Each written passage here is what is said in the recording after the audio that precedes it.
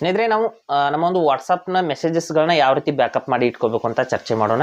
WhatsApp ಅಕೌಂಟ್ಸ್ಗಳನ್ನ WhatsApp ಮೆಸೇಜಸ್ಗಳನ್ನ backup ಮಾಡೋದ್ರಿಂದ ಏನು ಲಾಭ ಆಗುತ್ತೆ ಅಂದರೆ, ವಾಟ್ಸಪ್ನಲ್ಲಿ ನಾವು ನಮ್ಮ ವಾಟ್ಸಪ್ ಏನಾದರೂ ಡಿಲೀಟ್ ಆದರೆ ಅಥವಾ ನಮ್ಮ ಫೋನ್ ಕಳೆದೋಗಿದೆ ಅಂದರೆ ನಾವು ಬೇರೆ ಫೋನಲ್ಲಿ ನಮ್ಮ ವಾಟ್ಸಪ್ನ ನಾವು ಇನ್ಸ್ಟಾಲ್ ಮಾಡಿ ಅದನ್ನು ಸ್ಟಾರ್ಟ್ ಮಾಡಿದ ನಂತರದಲ್ಲಿ ನಮ್ಮ ಮೆಸೇಜಸ್ಗಳು ಇದರಲ್ಲಿ ಯಾವ ರೀತಿ ಇರುತ್ತೆ ಅದೇ ರೀತಿ ಅಲ್ಲೂ ಕೂಡ ಬರುತ್ತೆ. ನಮ್ಮ ಒಂದು ವಾಟ್ಸಪ್ನ ಏನಾದರೂ ಇನ್ ಕೇಸ್ ನಾವು ಡಿಲೀಟ್ ಮಾಡಿದರೆ ನಮ್ಮ ವಾಟ್ಸಪ್ ಅಕೌಂಟ್ಗಳು ಡಿಲೀಟ್ ಆಗೋದಿಲ್ಲ, ಅಂದರೆ ನಮ್ಮ ವಾಟ್ಸಪ್ ಮೆಸೇಜಸ್ಗಳು ಡಿಲೀಟ್ ಆಗೋದಿಲ್ಲ, ಅಂದರೆ ನಮ್ಮ ಮೆಸೇಜಸ್ಗಳು ಸೇಫಾಗಿ ಇರುತ್ತೆ.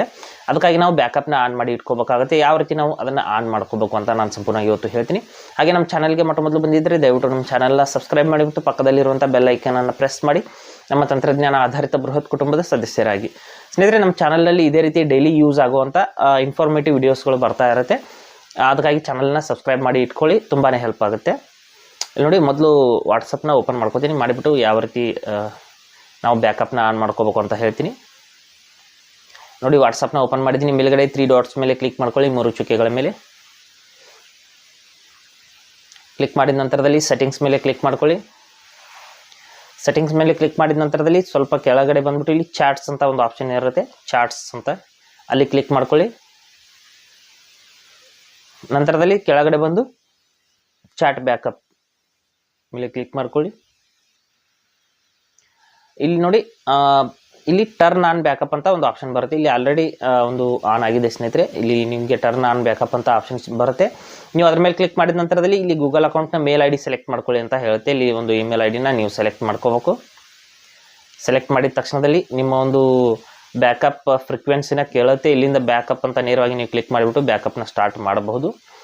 ನಂತರದಲ್ಲಿ ಇಲ್ಲಿ ಕೆಳಗಡೆ ಇದೆ ನೋಡಿ ಆಟೋಮ್ಯಾಟಿಕ್ ಬ್ಯಾಕಪ್ಸ್ ಅಂತ, ಇಲ್ಲಿದೆ ನೋಡಿ ಆಟೋಮ್ಯಾಟಿಕ್ ಬ್ಯಾಕಪ್ಸ್. ಅಂದರೆ ಡೈಲಿ ಬ್ಯಾಕಪ್ ಆಗ್ಬೇಕಾ ಅಥವಾ ವೀಕ್ಲಿ ಒಂದ್ಸರಿ ಆಗ್ಬೇಕಾ ಅಥವಾ ಮಂತ್ಲಿ ಆಗ್ಬೇಕಾ ಅಥವಾ ಓನ್ಲಿ ವೆನ್ ಐ ಟ್ಯಾಪ್ ಅಂತ ಇದೆ. ಓನ್ಲಿ ವೆನ್ ಐ ಟ್ಯಾಪ್ ಅಂದರೆ ನಾವು ಯಾವಾಗ ಇಲ್ಲಿ ಬಂದು ಬ್ಯಾಕಪ್ ಅಂತ ಕ್ಲಿಕ್ ಮಾಡ್ತೀವಿ ಆವಾಗ ಮಾತ್ರ ಬ್ಯಾಕಪ್ ಆಗ್ಬೇಕಾ ಅನ್ನೋದನ್ನು ಕೂಡ ಸೆಟ್ ಮಾಡ್ಕೋಬಹುದು. ನಾನು ಡೈಲಿ ಅಂತ ಸೆಟ್ ಮಾಡಿದ್ದೀನಿ. ನಂತರದಲ್ಲಿ ಇಲ್ಲಿ ಕೆಳಗಡೆ ಇನ್ಕ್ಲೂಡಿಂಗ್ ವಿಡಿಯೋಸ್ ಅಂದರೆ ನಿಮ್ಮ ಒಂದು ವಾಟ್ಸಪ್ನಲ್ಲಿ ಬಂದಿರುವಂಥ ಅಥವಾ ಹೋಗಿರುವಂಥ ವಿಡಿಯೋಸ್ಗಳನ್ನು ಕೂಡ ಬ್ಯಾಕಪ್ ಮಾಡಬೇಕಂತ ಕೇಳ್ತಾ ಇದೆ. ಅದನ್ನು ಕೂಡ ಬಟನ್ ಆನ್ ಮಾಡ್ಕೋಬೇಕು.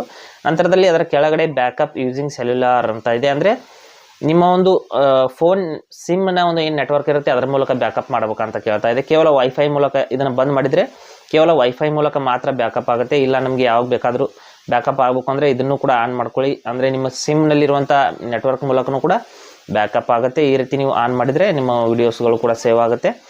ಈ ರೀತಿ ನೀವು ನಿಮ್ಮ ಒಂದು ವಾಟ್ಸಪ್ ಮೆಸೇಜಸ್ಗಳನ್ನ ಗೂಗಲ್ಗೆ ಬ್ಯಾಕಪ್ ಮಾಡಿ ಇಟ್ಕೋಬಹುದು.